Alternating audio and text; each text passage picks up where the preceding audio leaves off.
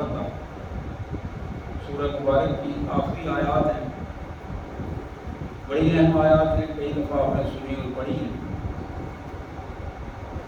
اور یہ مبارک آیات بعثت رسالت محمدی صلی اللہ علیہ وسلم کے حوالے سے رہنما آیات ہیں، اور اللہ نے ان مبارک آیات کے ایک ایک جملے میں سیرت محمد صلی اللہ علیہ وسلم کا عکس سمو رکھا ہے۔ آئیے سب سے پہلے ان مبارک آیات کا سادہ سا ترجمہ اور مفہوم انشاءاللہ پھر نبی محترم صلی اللہ علیہ وسلم کے مبارک ارشادات کی روشنی میں مختصر سی گفتگو۔ اللہ کے مبارک نام سے جو بڑا مہربان، بہت زیادہ رحم کرنے والا ہے، والذی ارسل رسولہ بالہدی ودین الحق،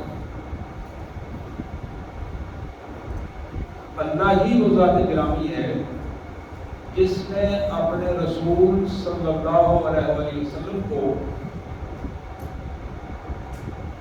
ہدایت عطا فرمائی اور ہدایت کا منبع بنا کر بھیجوایا۔ اپنے رسول صلی اللہ علیہ وسلم کو نظام زندگی عطا کیا اور دین حق کی صورت میں ایک مکمل نظام دے کر بھیجا۔ کس لیے؟ لِيُظْهِرَهُ عَلَى الدِّينِ كُلِّهِ، تاکہ دنیا میں کتنے نظام ہائے باطلہ موجود ہیں ان سارے نظاموں پر اللہ کے قانون کو، اللہ کے نظام کو، اللہ کے دین حق کو غالب کر دیا جائے۔ وَكَفَى بِاللَّهِ شَهِيدًا، اللہ خود اس پورے عمل پر گواہ ہے، اس کے سامنے یہ سب کچھ ہو رہا ہے اور اس کے حکم سے، اللہ کی اذن سے یہ سب کچھ ہوگا۔ اور یہ کام محمد صلی اللہ علیہ وسلم کریں گے، جنہیں رسول بنا کر بھیجوایا گیا۔ محمد صلی اللہ علیہ وسلم اللہ کے رسول ہیں، اللہ کے رسول ہیں۔ اللہ کا دین، اللہ کا پیغام دنیا تک پہنچانے میں، رسول کا مطلب ہے اللہ کا پیغام دنیا تک پہنچانے والے۔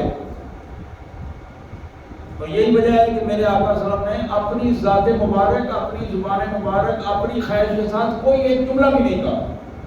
قرآن نے اس کی تصدیق کی ہے۔ جو کچھ کہا دین کے حوالے سے، ایک بات بھی قرآن کہتا ہے کہ اپنی طرف سے نہیں گئی۔ جو کچھ کہا میرے مالک کا حکم تھا اور وہ مالک کے بندوں تک پہنچایا۔ اس کا نام رسول ہے، محمد الرسول اللہ۔ محمد اللہ کے رسول ہے، اور آپ کے وہ ساتھی، جس طرح نبی محترم کو اللہ نے انتخاب کر کے مالک نے بحیثیت رسول، بحیثیت خاتم النبیین انتخاب کر کے لیا، اسی طرح آپ کے سامنے بیٹھنے والے لوگ مخاطبین کو بھی اللہ نے انتخاب کر کے چن چن کر اللہ تعالیٰ نے محمد رسول اللہ صلی اللہ علیہ وسلم کے سامنے بٹھایا۔ اور یہ کون لوگ ہیں؟ اشداء علی الکفار رحماء بینہم۔ سب سے پہلی صفت یہ ہے کہ باطل کے سامنے سیسا پلائی ہوئی دیوار، باطل کے سامنے نہ جھکنے والے، باطل کے ساتھ نہ کمپرومائز کرنے والے۔ اشداء علی الکفار، اپنا نقطہ نظر پیش کرنے والے، نقطہ نظر کی تنفیذ کے لیے اپنے آپ کو لگا دینے والے۔ اشداء علی الکفار۔ اور پھر وہ جو اس کی وجہ سے جو دراڑیں پڑتی ہیں، اللہ نے ان دراڑوں سے بھی انہیں محفوظ رکھا۔ رحماء بینہم، آپس میں ایک دوسرے کے ساتھ انتہائی شفیق، ملنسار، باہم ایک دوسرے کے لیے قربانیاں دینے والے، ایثار کی کیفیت کیفیت رکھنے والے. اشداء علی الکفار رحماء بینہم تراہم رکعا سجدا یبتغون فضلا من اللہ ورضوانا. تم دیکھو گے آمنے سامنے ان کو دیکھو, سیرت میں دیکھو, کتابوں میں دیکھو, تم دیکھو گے ان کی کیفیت یہ ہے رکوع سجدے اللہ کی رضا کو تلاش کرنے کے لیے جہاں جہاں جو کچھ لگانا پڑتا ہے وہ لگا کر اپنے مالک کی رضا اور اس کی رضوان تلاش کرتے ہیں, اس کا فضل تلاش کرتے ہیں, دن کو بھی اور رات کو بھی. سیماہم فی وجوہہم من اثر السجود, سجدوں کے نشان چاندی کی طرح چمکتے ہوئے ان کی پیشانیوں پر نظر آئیں گے. یہ مثالیں جو اللہ نے دی ہیں یہ تورات اور انجیل میں بھی ان کی مثالیں موجود ہیں, اور حقیقت تو یہ ہے کہ یہ ایک فصل ہے جس کو بویا گیا, اللہ کی رضا کے لیے بویا گیا, اور وہ فصل اس کی مثال اس طرح ہے کہ وہ جب لیلا آتی فصل بنی پوپل پہ کھڑی ہوئی اور ایک فصل کی طرح جب وہ لیلا آ رہی تھی یوجب الزغرات یغیظ بهم الکفار. فطری ایک بات تھی, فصل کو لگانے والا کسان اسے دیکھ کر خوش ہو رہا. 1,24,000 سے زیادہ افراد, 1.5 لاکھ سے زیادہ افراد موجود تھے, اور لیلا آتی فصل کو دیکھ کر ان سے پوچھ رہا تھا کہ بتاؤ میں نے رب کا دین تم تک پہنچا دیا, وہ دین حق کی تنفیذ ہو گئی, وہ نظام بن گیا, وہ جو انقلاب ریاست مدینہ سے چلا تھا وہ پوری دنیا میں چھانے کے لیے تیار ہے کہ نہیں؟ تو جواب ملا آپ نے صرف یہ کام کیا ہی نہیں بلکہ اس کا حق ادا کر دیا, حق ادا کر دیا ہے. ادیت یا رسول اللہ, ادیت یا رسول اللہ.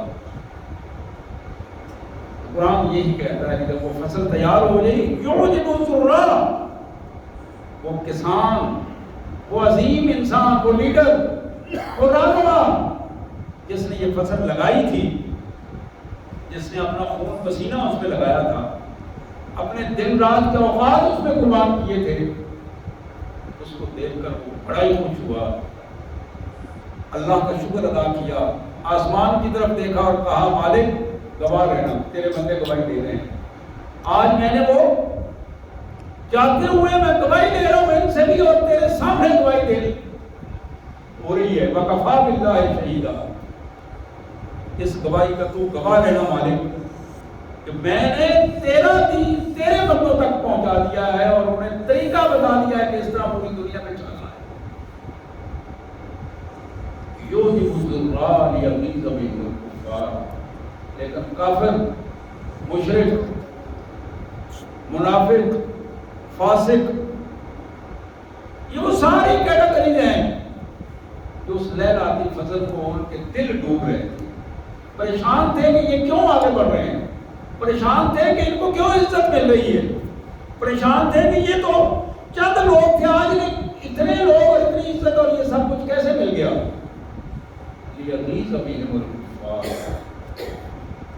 اللہ نے وعدہ کیا ہے ایمان والوں سے, وعد اللہ الذین آمنوا وعملوا الصالحات. سچے ایمان والے جنہوں نے اپنے آپ کو سنوار کر اللہ کے دین کے لیے میدان عمل میں نکلے ہیں, ان سے اللہ نے وعدہ کیا ہے انعامات بھی عطا کرے گا, اجر عظیم بھی عطا کرے گا, مغفرت بھی عطا کرے گا.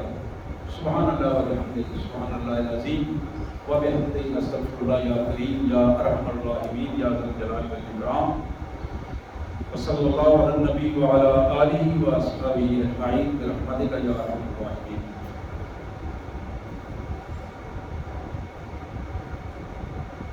میرے انتہائی واجب الاحترام بھائیوں اور میری عزت ماں بہنوں, آج کے یہ لمحات ہمیں یاد دلا رہے ہیں نبی رحمت صلی اللہ علیہ وسلم کے مبارک دور کی. اس مبارک دور کے پس منظر میں آج ہم رسول کائنات صلی اللہ علیہ وسلم کی بعثت کا جو مقصد ہے اس پہ بات کریں گے. جس کا قرآن مجید نے یہاں تذکرہ کیا کہ آپ کی تشریف آوری کا مقصد کیا تھا، کیوں بھیجا گیا آپ کو؟ 1 لاکھ سے زیادہ انبیاء کرام پہلے تشریف لائے، صاحب کتاب رسول بھی تشریف لائے، قومیں بنی، قبائل وجود میں آئے، برادریاں بنی، ایک مخلوق کا پورا تانتا تھا جب میں کفیر تھا جو اس حوالے سے نکلا. تو پھر نصارہ کے ہونے کے باوجود، یہود کے ہونے کے باوجود کیا ضرورت تھی کہ محمد رسول اللہ صلی اللہ علیہ وسلم کو اسپیشل بھجوایا جاتا؟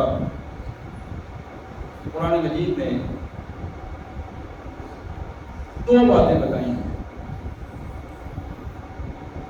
ایک کام بتایا ہے حضور صلی اللہ علیہ وسلم کا، ایک ہی کام، اور اس کے لیے 2 ہتھیار دیے ہیں اللہ نے، وہ بتائیے. والذی ارسل رسولہ بالہدی ودین الحق، یہ پہلے ہتھیار پہلے بتائے ہیں کہ یہ ہم نے 2 ذرائع دیے ہیں، 2 ذریعے دیے ہیں. پہلی چیز یہ ہے کہ اللہ کے رسول صلی اللہ علیہ وسلم کو رہنمائی کی صلاحیت عطا فرمائی کہ تم نے آپ کا کام یہ ہے کہ آپ نے میرے بندوں کو گائیڈ لائن دینی ہے، گائیڈنس دینی ہے، رہنمائی دینی ہے، ہدایت کا راستہ بتانا ہے. بکھرے ہوئے لوگ ہیں، اذہان بکھرے ہوئے ہیں، دجالیت ہے. اس دجالیت کے دور میں لوگوں کو درست راستہ بتانا ہے. یہودیت نے انسانوں کے ذہن بگاڑے ہیں، نصرانیت نے انسانوں کے ذہن بگاڑے ہیں، مشرکانہ رویوں نے انسانوں کے ذہن بگاڑے ہیں.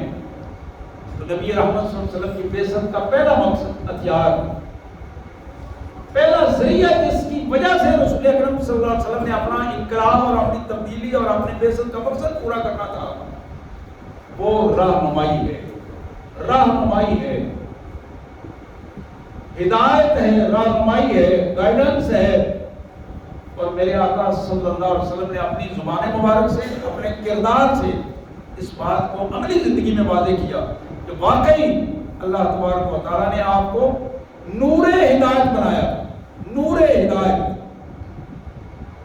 رہنمائی اور ہدایت کی وہ روشنی کہ جہاں جہاں آپ نے کوشش کی، جہاں جہاں نبی رحمت صلی اللہ علیہ وسلم نے راستوں کا انتخاب کیا، افراد کا انتخاب کیا، وہ افراد مینارہ نور ثابت ہوئے، دوسروں کے لیے روشنی کا سبب بن گئے.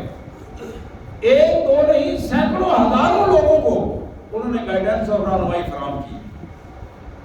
تو سید کائنات صلی اللہ علیہ وسلم کی دی ہوئی روشنی، ہدایت آج بھی 1500 سال تقریباً گزر گئے، آج بھی وہ روشنی اسی طرح ہے اور اس میں ذرہ برابر کوئی فرق نہیں. شرط صرف یہ ہے اس روشنی کو قبول کرنے والا دماغ کیا سوچ رہا ہے. وہ دماغ ابھی تک بکھرا ہوا ہے یا کچھ اپنے آپ کو درست کرنا چاہتا ہے؟ بکھرا ہوا دماغ جو اپنے آپ کو یکسور نہ کرنا چاہتا ہو، بات نہ سمجھنا چاہتا ہو، اس کی بات سمجھ میں نہیں آتی. جو بات نہ سمجھنا چاہتا ہو اس کی بات سمجھ میں نہیں آتی. بات ہمیشہ اس کی سمجھ میں آتی ہے جو سمجھنا چاہتا ہو. بالکل یہی کیفیت ہے. قرآن نے بار بار اس کا کہا، بلکہ شروع میں یہ بات کہی، ہدی للمتقین، ہدی للمتقین. جسے اپنے آپ کو سنوارنا ہے یہ قرآن اسے سنوارے گا، جسے سنوارنے کی پرواہ ہی نہیں ہے. جو کیچڑ میں ہے اور کیچڑ میں رہ کر خوش ہے، گندگی میں ہے اور گندگی میں رہ کر خوش ہے، بے حیائی کی اور ہزار تموں میں وہ اپنے آپ کو خوشی محسوس کر رہا ہے. گھر میں گندگی ہے، اداروں میں گندگی ہے، بازاروں میں گندگی ہے، محلوں میں گندگی ہے، اور اس گندگی میں وہ بندہ خوش ہے. اللہ کا یہ وعدہ ہے کہ میں اسے کان سے پکڑ کر ہدایت کی طرف لے جاؤں. ان اللہ لا یغیر ما بقوم حتی یغیروا ما بانفسہم. اللہ کا یہ وعدہ ہے. ہدایت اسے ملتی ہے جو ہدایت کا طالب ہوتا ہے، جو اس کے اندر وہ شوق اٹھتا ہے، وہ دن رات خوف کرتا ہے کہ میں گمراہ ہو گیا ہوں، مجھے کیا ہو گیا ہے، پریشانی ہوتی ہے، نیند اڑ جاتی ہے، کسی کام میں دل نہیں لگتا، اس لیے کہ یکسوئی نہیں ہوتی، ذہن یکسو نہیں ہوتا، کردار یکسو نہیں ہوتا، اور اس یکسوئی نہ ہونے کی وجہ سے وہ بندہ اپنی پریشانی کے عالم میں ہوتا۔ اس کے لیے محمد رسول اللہ صلی اللہ علیہ وسلم کو جو سب سے بڑا ذریعہ زندہ معجزہ جو دیا گیا اس کا نام قرآن حکیم ہے، اس کا نام قرآن حکیم ہے۔ اور میرے پیارے بھائیوں، یہ بات آج بھی طے ہے، کل بھی طے تھی، اور قیامت تک یہی بات رہے گی کہ قرآن کے بغیر ہدایت نہیں مل سکتی۔ ہدایت کا ایک ہی منبع ہے، ایک ہی منبع ہے، اور اس کا نام قرآن مجید ہے۔ ہدایت کا ایک ہی منبع ہے۔ اگر آپ قرآن کو تعصبات کی اینکیں پہن کر پڑھیں گے تو قرآن ہدایت نہیں دے گا۔ مفادات کے سمندر میں قرآن کو پڑھیں گے، قرآن ہدایت نہیں دے گا۔ بڑے لوگ پڑھتے ہیں، بڑے بڑے مفکرین جو مختلف مذاہب کے یہ جو بلکہ ادیان اگر ایک لفظ کہہ دیں تو اور زیادہ بہتر ہے، دین نصارہ اور دین یہود اور دین مشرکانہ، یہ سارے وہ ادیان باطلہ، ان کے بڑے بڑے لوگ قرآن مجید کو اپنے مفادات کے تحت پڑھتے ہیں اور بہت کچھ اس میں نکالنے کی کوشش کرتے ہیں۔ بہت سارے دجال کے قوانین اور دجال کے رویے انہوں نے قوموں کے سامنے رکھے ہیں۔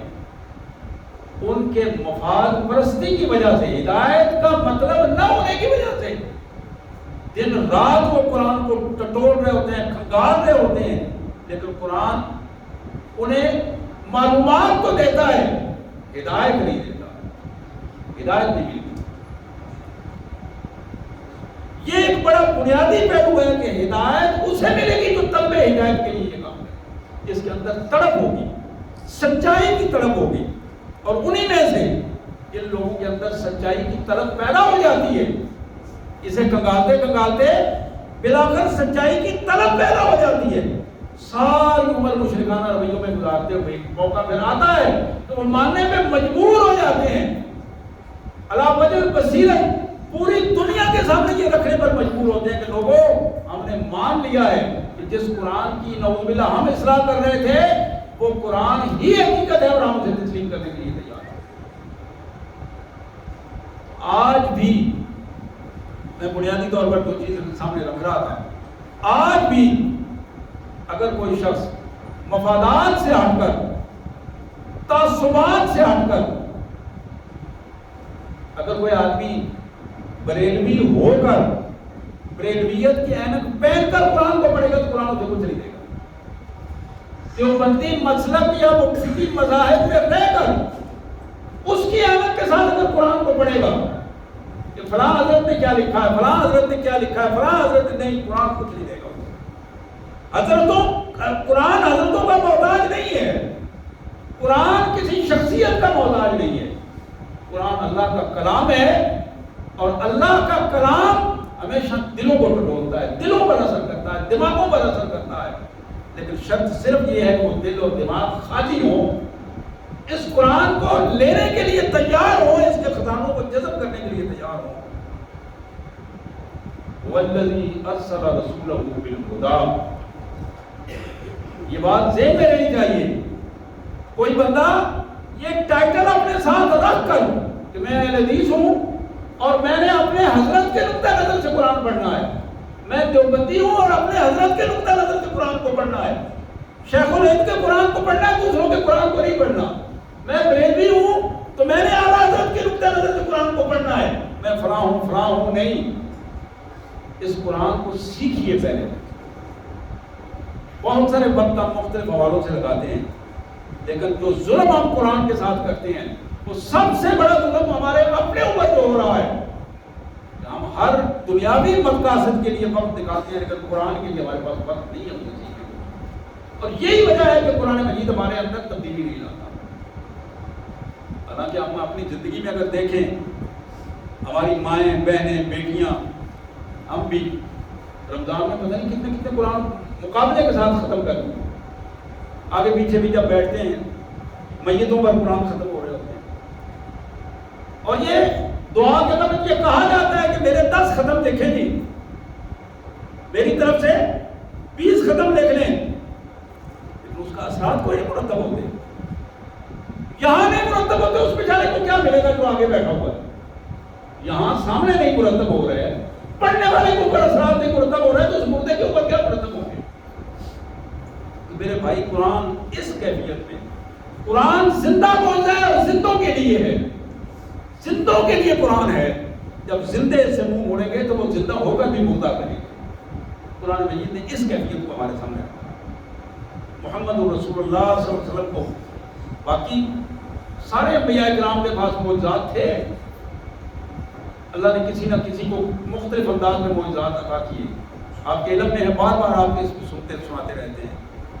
لیکن محمد کریم صلی اللہ علیہ وسلم کو یہ جو زندہ معجزہ عطا کیا گیا قرآن مجید کی صورت میں, آپ کی ذات گرامی عملاً اس دنیا میں موجود نہیں ہے, لیکن آپ کا یہ زندہ معجزہ, آپ کا لایا ہوا انقلاب, آپ کی دی ہوئی وہ ہدایت اور رہنمائی اور وہ گائیڈنس کے بنیادی نکات آج بھی اسی طرح موجود ہیں.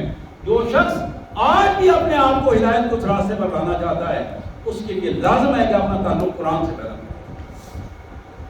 اور قرآن کو کسی, میں پھر وہ بات کر رہا ہوں, کسی شخصیت سے نہ سیکھے, قرآن کو خود سیکھے اور سیکھنے کی کوشش کرے کہ قرآن یہ کوئی مشکل چیز نہیں ہے, کوئی مشکل چیز نہیں ہے. وہ بڑا ظالم انسان ہے جو یہ کہتا ہے کہ قرآن مشکل ہے. قرآن نے بار بار اس کا اظہار کیا ہے. وَلَقَدْ يَسَّرْنَا الْقُرْآنَ لِلذِّكْرِ فَهَلْ مِن مُدَّكِرٍ, فَهَلْ مِن, یہ دعویٰ قرآن کا چیلنج ہے. وہ خدا کے بندو, وہ اتنی آسان چیز تمہارے لیے ہم نے بھجوائی ہے, اس کو بند کر کے نہیں بھجوایا, کھلے الفاظ میں بھجوایا ہے, تمہارے لیے بھجوایا ہے. کیوں اس سے نصیحت حاصل نہیں کرتے ہو؟ کیوں اپنے آپ کو اس کے مطابق نہیں لاتے ہو؟ تو میرے پیارے بھائیوں, آج کی سیرت نبی صلی اللہ علیہ وسلم کا جو پہلا پیغام ہے, پہلا پیغام, اگر اس پیغام کو ہم نے اگنور کر دیا پھر سیرت ہمیں سمجھ نہیں آئی, اس سے آگے والی بات نہیں سمجھ آئی. یہ پہلی بات ہماری سمجھنے کی ہے کہ جس قرآن مجید کو ہم الفاظ اور متن کے ساتھ سمجھتے ہیں, جب تک اس متن کا مفہوم ہمارے ذہنوں میں نہیں بیٹھے گا, اس وقت تک یقین کیجیے بات نہیں بنے گی, بات نہیں بنے گی. میں تو اکثر جمعوں میں یہ توجہ دلاتا رہتا ہوں کہ ہماری حالت یہ ہے کہ ہم نے یہ 40, 50, 60, 100 سالہ زندگی کو ہم اپنے آپ کو محفوظ نہیں کر پاتے, حالانکہ ہمیں اس کا علم ہے, ہمارے سامنے اس کے شواہد موجود ہیں کہ ہزاروں سال سے لوگ اس زمین کے نیچے انتظار کر رہے ہیں قیامت کا, کہ قیامت آئے گی جو اس کے بعد اس سے اگلا مرحلہ تو اور اس سے بھی سخت ہوگا, لیکن اس کا انتظار کر رہے ہیں. نیچے جو قبروں میں جو کچھ ہو رہا ہے وہ اپنی جگہ پہ. تو میں یہ عرض کر رہا تھا, سب سے پہلا معجزہ نبوت محمدی صلی اللہ علیہ وسلم کا. میرے پیارے بھائیوں, زبان سے بات نہیں بنتی, صرف نعرے لگانے سے بات نہیں بنتی, صرف جھنڈے اٹھانے سے بات نہیں بنتی, صرف جلسے اور جلوسوں سے, تقاریر سے. میں کسی ایک کی بات نہیں کر رہا ہوں, یہ سارے یہی کام کر رہے ہیں, سارے یہ دکھاوے کر رہے ہیں اپنی اپنی جگہ پر سب کچھ, لیکن اگر کچھ نہیں ہو رہا تو وہی جس مقصد کے لیے محمد کریم صلی اللہ علیہ وسلم کی بعثت ہوئی تھی اس مقصد کو پورا نہیں کیا جا رہا, قرآن سے وہ تعلق نہیں بن پا رہا.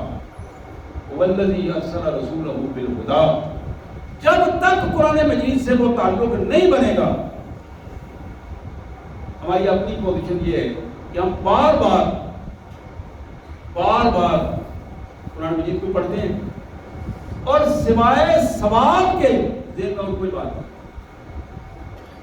اور ہمیں میڈیا پہ لگایا بھی اسی چکر پہ ہے, علماء نے بھی اسی سلسلے میں, کتابوں میں بھی اکثریت یہی ہے کہ فلاں سورت کی فلاں آیت پڑھو گے تو یہ ہو جائے گا, فلاں سورت کی فلاں آیت پڑھو گے, فلاں سورت پڑھو گے, فلاں. میں کسی صورت کی آیت کے عظمت سے انکار نہیں کر رہا ہوں، ہر ایک کی عظمت اپنی جگہ پہ، اور بہت ساری صورتوں اور آیتوں کی کے درجات اور ان کے فضائل حدیث مبارک میں موجود ہیں، اس سے انکار نہیں، لیکن یہ صورتوں اور ان آیات کے بھیجنے کا یہ مقصد نہیں ہے، یہ مقصد نہیں ہے ان کا، یہ انعامات ہیں۔ انعامات تب ملتے ہیں جب اپنا فرض پورا کر کے بندہ آگے نکلتا ہے۔ فرض ادھر پڑا رہے اور انعامات کے لیے آدمی ہاتھ اٹھا کے میں چوری کھول کھڑا ہو تو وہ کیسے انعام ملے گا؟ انعام نہیں ملے گا۔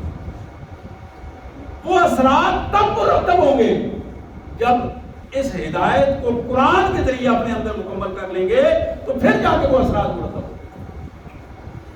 قرآن مجید نے یہ پہلا مرحلہ ہمارے سامنے رکھا۔ قرآن مجید جب تک اس قرآن مجید کو درست انداز میں سمجھیں گے نہیں، اللہ کے پیغام کو اپنے دل و دماغ میں جذب نہیں کریں گے اور اسے اپنی زندگی میں انفرادی اور اجتماعی زندگی میں لائیں گے نہیں، تب تک بات نہیں کریں۔ رسول کائنات صلی اللہ علیہ وسلم کو مدینہ طیبہ میں آئے ہوئے سال ہی گزرا تھا، اور اس ایک سال میں اگر آپ سیرت کا مطالعہ کریں گے تو ایک سال میں ایک نہیں چھوٹی چھوٹی کئی مہمات سے آپ گزر گئے، اور پھر بالآخر بدر کے میدان میں آپ کو جانا پڑا بدر کے میدان میں۔ انصار کو بھی، مہاجرین کو بھی، کسی کو نہیں چھوڑا، سارے وہاں بدر کے میدان میں پہنچے۔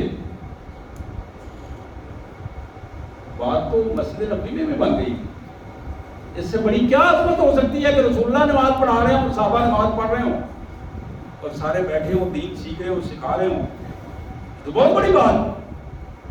لیکن حکم یہ تھا کہ یہاں نہیں، وہاں میدان میں نکلو، وہاں نکلو گے اس کا فائدہ ہوگا۔ یہ مسلح تب فائدہ دے گا جب میدان میں تم اپنے آپ کو باطل کے سامنے لے کے آؤ گے۔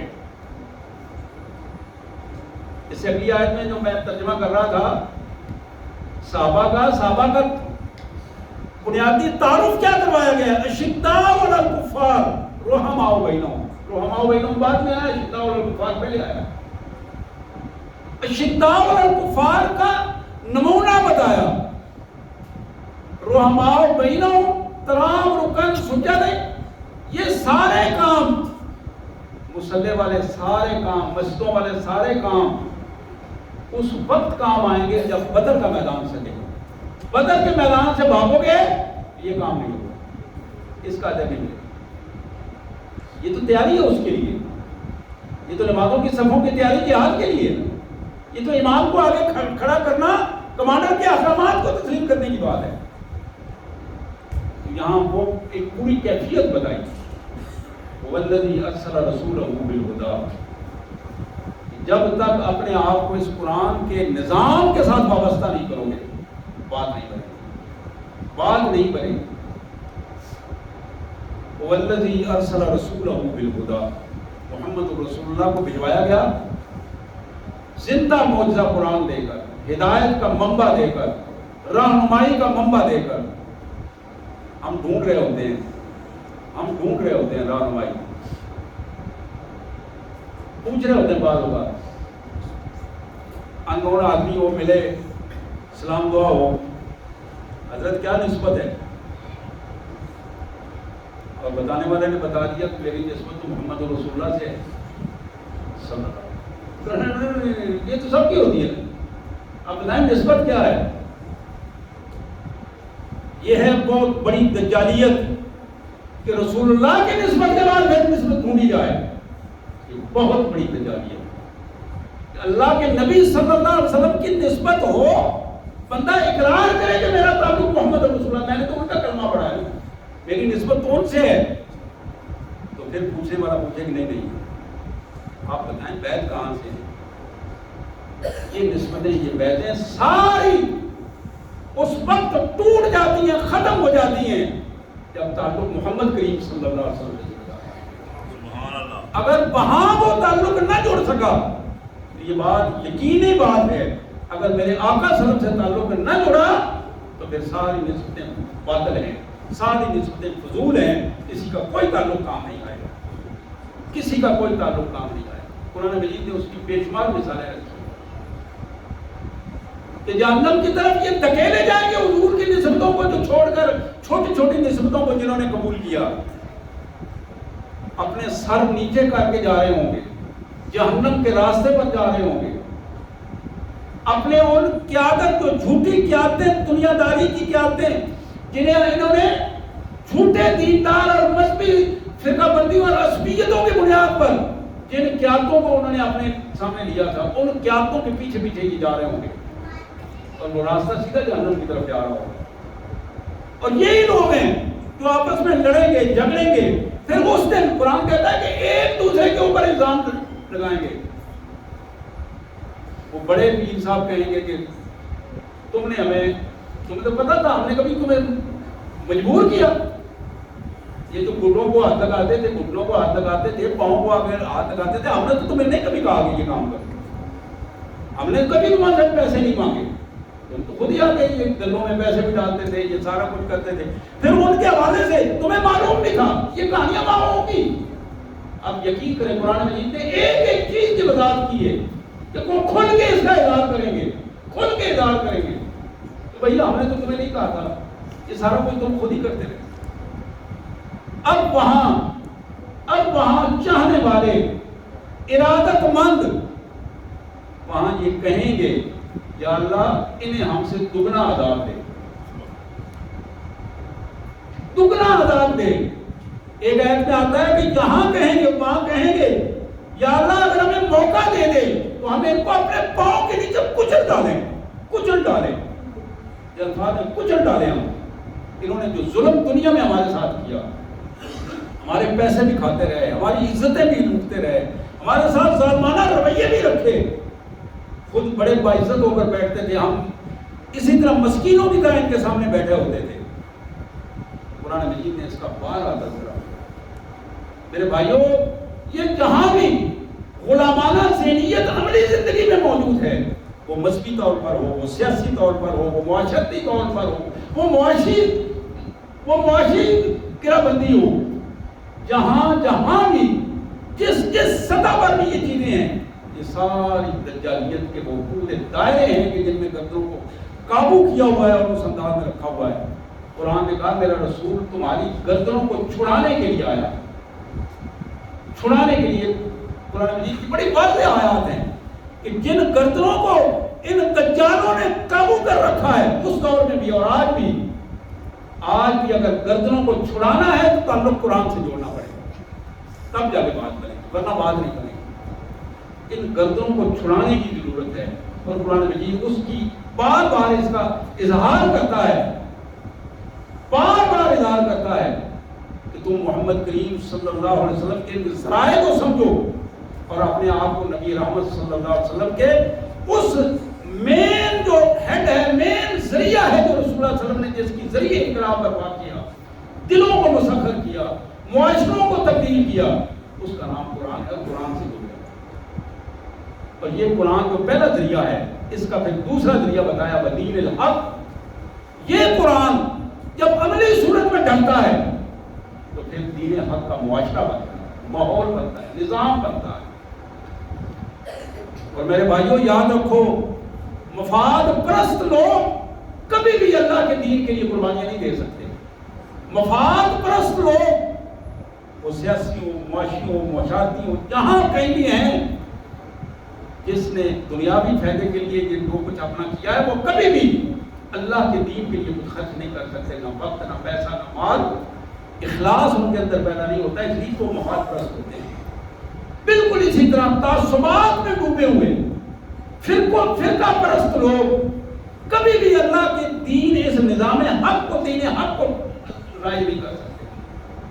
فرقہ پرست آدمی ہزاروں دعوے کرتا رہے، میں نے کئی دفعہ ایسی مثالیں آپ کے سامنے رکھی ہیں، ہزاروں دعوے کرتا رہے، اس کے ہاتھوں دین حق کا پیغام نہیں آ سکتا، دین حق کا انقلاب نہیں آ سکتا۔ دین حق کا انقلاب امت محمد صلی اللہ علیہ وسلم کا دعویٰ کرنے والا شخص جو عملی زندگی میں آئے گا، وہ دین حق کا پرچم لے کر آئے۔ رسول اللہ صلی اللہ علیہ وسلم نے امت کا پیغام دیا ہے، رسول اللہ صلی اللہ علیہ وسلم نے کسی فرقے کا پیغام نہیں دیا، فرقوں کا تو آپ نے تہس نہس کر کے رکھ دیا۔ قرآن مجید نے کہا ان الذین فرقوا دینہم وقالوا شیئا لست منہم فی شیء، میرے رسول جن لوگوں نے اپنے ٹکڑے ٹکڑے کر دیا اپنے آپ کو، اپنے دین کو، یہ جو دین اللہ نے بھیجا تھا اس کو ٹکڑے ٹکڑے کر دیا۔ قرآن مجید صرف اتنا پڑھا جتنی ضرورت ہے، اپنا مطلب پورا ہوتا ہے، قرآن کے دم چھو کے لیے پڑھ کے اپنا کام پورا کر لیا، قرآن کا مقصد نہیں ڈھونڈا۔ فرقوا دینہم، ٹکڑے ٹکڑے کر لیے، وقالوا شیئا، خود جماعتیں بن گئے، مسلک بن گئے، مکتبہ فکر بن گئے، فلاں فلاں فلاں۔ لست منہم فی شیء، میرے رسول تمہارا ان سے کوئی تعلق نہیں، ان کا تم سے تعلق نہیں، تمہارا ان سے تعلق نہیں۔ آج کا پورا پیغام صرف اس پہلی آیت پہ جو میں 2 حصے بیان کیے ہیں، میرے پیارے بھائیوں، میری عزیز بہنوں، عفت ماں بہنوں، اس پیغام کو سمجھنے کی کوشش کرو۔ بہنوں کی ذمہ داری یہ ہے کہ قرآن مجید کو اپنے گھروں میں اپنے بچوں کو پڑھائیں، خود سیکھیں اور بچوں کو قرآن سکھائیں۔ بالکل اسی طرح بھائیوں کی ذمہ داری ہے، بزرگوں کی ذمہ داری ہے، تو خدا اپنے گھروں میں قرآن کی روشنی پیدا کریں، اس سے انقلاب آئے گا، اس سے تبدیلی آئے گی، اپنے گھروں کی پریشانیاں تمہاری اس سے دور ہوں گی، برکتیں اس سے آئیں گی، اور اندر گھر کے اندر جو فرقہ بندی ہے، گھر کے اندر جو پریشانیاں ہیں، گھر کے اندر جو اس میڈیا نے تباہیاں بلا دی ہیں، وہ قرآن کی وجہ سے ختم ہو۔ قرآن لاؤ گے، موبائل بند کر کے رکھ دیں، ٹی ویاں بند کر دیں، یہ گھنٹہ صرف قرآن پڑھیں گے، یہ گھنٹہ حدیث پڑھیں گے، وقت نکالیں صبح شام کے لیے، گھر کا ایک ماحول تبدیل کریں، ماحول بنائیں۔ اللہ سے دعا ہے اللہ تبارک و تعالیٰ ہمیں اس کی توفیق عطا فرمائے، اور ہمیں توفیق دے کہ مالک کا یہ دین جو محمد کریم صلی اللہ علیہ وسلم کی بعثت کے حوالے سے ہمیں ملا ہے، اللہ اس کے مطابق ہمیں اپنے آپ کو اور اپنے معاشرے کو ڈالنے کی توفیق عطا فرمائے۔ وآخر دعوانا الحمدللہ رب العالمین۔